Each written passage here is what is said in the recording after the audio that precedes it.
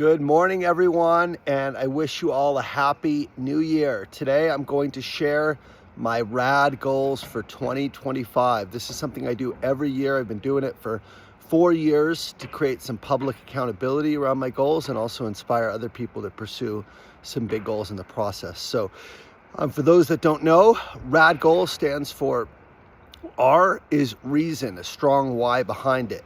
A is ambitious. The goal has to be big. It has to be something that's going to really challenge you to change in order to achieve the goal.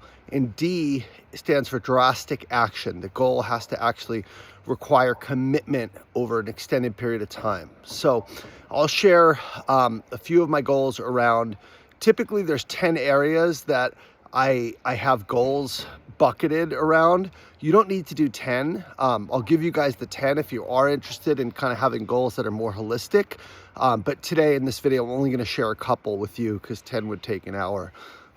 So just to give you the categories, the 10 categories are your business goal, right? Your sales goal, if it will, your revenue goal. The second would be your financial goal. That could be around saving money. It could be around purchasing a home. It could be around creating some type of trust for your family. It doesn't really matter. It's financial goals.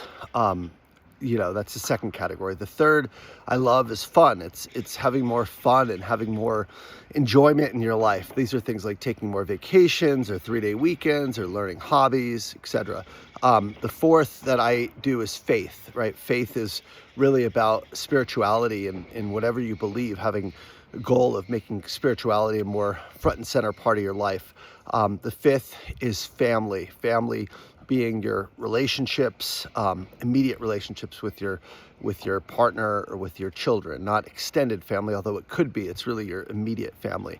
The next category is home improvement. Home improvement is for me a big one. It's about making my home as welcoming as possible. There's always projects we want to do. There's always areas. For example, this year we want to put a hot tub in our Lake Arrowhead home.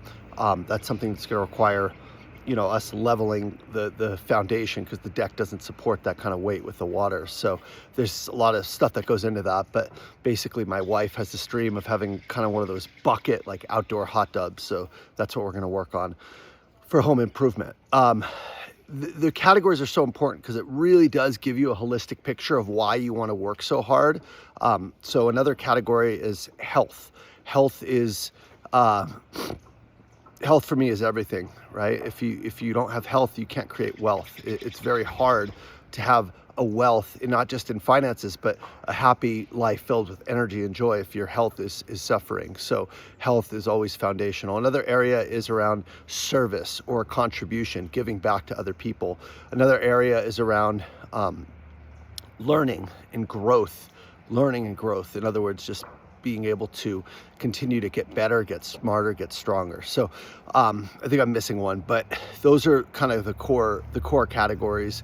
If you want a list of the categories, I'll put a link at the end of this where you can join a webinar I'm doing. This video will come out, I guess, on Tuesday, January 6th. So the webinar I'm doing is going to be at 10 a.m. Pacific. So if you're watching this in the morning, you can go to the webinar, you can register, and I'll go through all the categories and kind of teach you how to do the RAD goal setting. But for me, RAD goal setting has been such a key part of my annual planning process because it really does keep me working towards something that is a big goal. So last year I set a RAD goal of selling 3 million. We're going to finish between 3.4 and 3.5 million. I'm recording this right now on December 30th. So we still have 2 days to go. But we exceeded our goal pretty big. Another goal I had was the fitness goal, which I posted about last week. And another one that I had was do 365 days of gratitude and share my gratitude to everybody in my life that makes a difference. And I did that one. So there's some major, again, changes that I experienced in 1 year because of this RAD goals. And I want everyone to experience this type of growth through the process of RAD goal setting. So I'll share a few with you for this year, some big ones for me. One around my business, the goal is going to be $4.5 million. That represents a 30% growth over what we're doing this year. And the reason why is it's going to serve more people in the community. It's going to keep us being scalable. It's going to pull me out of the day-to-day operations that sometimes I get bogged down with. And more importantly, it's going to require us, the drastic action is require us, we're going to have to hire 2 coaches to serve our gold members, our one-on-one clients, and we're going to have to hire another seller. So it's running a company right now. It's awesome. It used to just be me being a solopreneur. Now it's the world's largest B2B tech sales training, specifically software training company. We're the Inc. 5000, and I want to keep that growth train going for so many reasons, but mainly because I want to be able to scale and support more people in living their dream. And not only doing that, but seeing success both in sales and outside of sales in some of the areas that I'm talking about. It's not about just selling more, it's about selling more the right way, not having to burn the midnight oil, not having to give up your family, your relationships, your health, addictions, like all that shit that I used to struggle with to get to the top. I want other people to not make the same mistakes. So that's my personal mission, is helping people perform to their full potential in sales and in life, in all areas of life. So that's kind of the first area is sell 4.5 million. Another one is my health goal. I've been really focused on calisthenics this year. I still run. I'm coming from a run right now. This is in Lake Arrowhead. It's gorgeous. I'll give you guys a look around. It's absolutely spectacular where we are right now. And I'm doing a 5-mile run right now. I just took a break and wanted to record this video and share this place with you. But my health for next year, my health goal is going to be more around weightlifting. I did a lot of calisthenics and could do a lot of pull-ups and planks and push-ups, and I feel great from doing that. But I actually have never really focused on strength training before, and that's an area for me that I used to love. I kind of stopped when I got into running, and now I got into calisthenics. And if I think about kind of the why behind it, for me, it's about just proving to myself I can do it. The goal itself is 225 pounds, bench 225 pounds. So I'm 40, I'm 45, I'll be 46 in March. And for me to be able to bench 225, I weigh 170. That's a massive amount of weight. It's a lot. And I just feel like, it's going to require me to do a lot of things differently. It's going to require me to focus on weight training versus calisthenics. It's going to require me to hire a different trainer. It's going to require me to go to the gym at least 3 days a week. 225 is a big ass goal. And I think for me, it's not about the goal. It's about the journey to get there. So again, one of my friends, Alex Kremer, says the purpose of a goal is not to achieve it. It's who it requires you to be to get there. And for me, benching 225 is going to require me to really show up consistently for weightlifting, which is something that's hard for me. Lifting weights is hard for me. It's not something I enjoy that much. It may sound counterintuitive, but I like doing things that are hard, that require me to show up. And success means doing the things you often don't feel like doing. So me lifting big weights is not something that I'm like, yeah, I'd much rather go on a long run or go swimming or do something more, more aerobic or cardio related. But the weightlifting is going to be a push for me.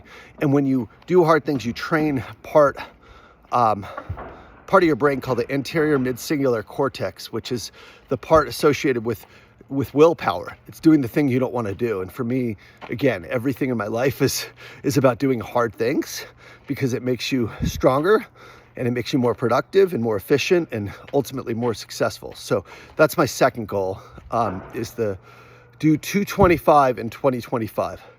It's not coincidence that 225 in 2025, just like I did the 2024 challenge with 20 pull-ups, 20 push-ups, and a 4-minute plank. So 2025 is going to be, again, all about becoming the strongest I've ever been. Not just the most fit or the most able to run, but the strongest. And then the third goal is a spiritual goal. Actually, I'll share 4. I'll share one that's very personal, and I'll share another one. So my spiritual goal is to read the Bible. I got baptized last year. I am Christian. I'm very much focused on doing God's will. God has been the reason I've been able to be blessed with such a wonderful life, and also come out of such darkness with overcoming addiction. And so I always want to try to be the best Christian I can be. And I think it starts by studying and knowing what God's word is. So for me, reading the whole Bible is a big goal for me, a RAD goal. It's going to require me reading at least 3 chapters a day. And I've already starting with the New Testament. So I want to finish the Bible, in 2025. I'm literally just in Luke right now. I started with the New Testament. I did Matthew first, then Mark, and now I'm in Luke. But for me, it's really important to practice my faith in a big way. So that's the RAD goal around spirituality. And I'll share one more, the family goal for me. I consider myself to be a very loving, supportive husband, but my wife has expressed a pattern that I have when she suggests new ideas, like the hot tub thing I mentioned earlier, the barrel hot tub. I initially poo-pooed it. I said, why do we need that? Why don't we just get a normal hot tub, put it somewhere basic? And she's like, she loves home, she loves design, and she sees pictures of these barrel hot tubs in these beautiful mountain areas. And we have a home in Lake Arrowhead, and it's going to look gorgeous. And she has that in her head. And I kind of was dismissive. Why do we need that? And that's been my pattern, is when she does something for the house or something she wants to do with design, I tend to be dismissive about it because I perceive it as more work for me. And I'm so focused on my own work and my family. And I just feel like I'm generally at a limited capacity. And that's not a good quality. That's a character defect for me to be dismissive of my wife's ideas, because she's very creative, and she, more importantly, has this fire, this light burning inside of her, and she wants to share it with me. She wants to share ideas. She wants to be creative. She wants to express herself through her home. And for me to be dismissive of that, it's just not, like, again, it's not being a good, loving, supportive husband. And my goal is always to be a good, loving, supportive husband. So my goal for her is to be loving and supportive to her every day. And especially when she's sharing ideas that I initially get triggered by and perceive as more work for me, or are going to be unnecessary in my mind. Just because they're unnecessary doesn't mean that we shouldn't explore them or consider them. So again, I just share that with the with the intention of for everyone listening. I want to be that's a family goal, like being more supportive and loving to my wife. That's one family goal. Another goal is to teach my son Max to ride his bike by his first birthday. I kind of got him, or by his 9th birthday. He still doesn't ride a bike, and we haven't really focused on it. And I brought him into the RAD goal setting process. I said, Max, do you want to ride a bike? He's like, how about we do it by my birthday? I'm like, that's awesome. His birthday's March 6th. So being more present and active with my kids, being a better, more loving, supportive, better listener to my wife. These are more important than any other goals. So that's why I want to share that with anyone who wants to be a better spouse, especially you men out there, because men oftentimes are very logical and set in their ways and stubborn. And I know I am, for sure. And we can be very reactive, and we can kind of dismiss things as unnecessary, or why do we need that? I know for me, I'm kind of a minimalist with some parts of my life, like with my clothes and this sweatshirt I've had forever. And, I just kind of, I like experiences, for sure. Don't get me wrong. We're here in Lake Arrowhead, but a lot of stuff with the house and the design, I naturally don't. I think it's good. House looks great. What do we need to do more? But she doesn't feel that way. And for me to be a more supportive husband and realize that her needs are my needs. And the Bible says when you get married to your spouse, you become one with them. So if I consider her needs different than my needs versus the same, right, I'm not one with her. And so I really want to be a better partner in that sense, and be loving and supportive to all of her ideas, and not be as reactive or dismissive. So those are my RAD goals for 2025. If you're watching this in the next few hours, you can register. I'm going to go through RAD goal setting together with people in a live workshop at 10 a.m. Pacific time today. And you could join me for the workshop, or you can register and watch the recording if you're watching this after 10 a.m. Pacific time. Other than that, wish you guys a happy 2025. Looking forward to hearing about your goals. Share them in the comments, or share them on this video, or on LinkedIn, or wherever you're seeing this. Love to hear what your goals are for 2025. See you guys. Take care.